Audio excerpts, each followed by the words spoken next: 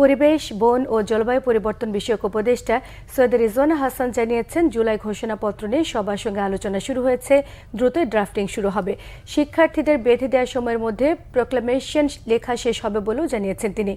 রিজওয়ানা হাসান জানান, নতুন বছরে সরকারের প্রধান কার্যক্রম হবে জুলাই হত্যাকাণ্ডের বিচার এবং সংস্কার শেষ করে নির্বাচনের স্পষ্ট রোডম্যাপ দেয়া। দুপুরে তেজগাঁও কার্যালয়ে প্রধান উপদেষ্টা অধ্যাপক ডক্টর মোহাম্মদ ইউনূসের সভাপতিত্বে উপদেষ্টা পরিষদের বৈঠক অনুষ্ঠিত হয়।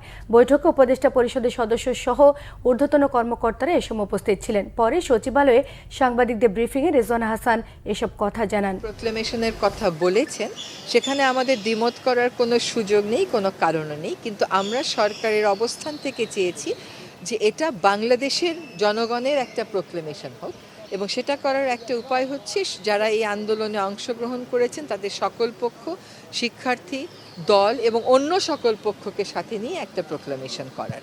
ফলে সেই প্রক্রিয়াটা আসলে শুরু করার প্রেক্ষিতেই পরবর্তীতে আপনারা দেখেছেন যে সরকারের পক্ষ থেকে একটা প্রেস রিলিজ আপনাদেরকে পাঠানো হয়েছে। কাজেই ছোট কথায় উত্তর হচ্ছে যে সকলের সাথে কথা বলার প্রক্রিয়াটা শুরু হয়েছে, এখন হয়তো ড্রাফটিংয়ের প্রক্রিয়ায় আমরা যাব।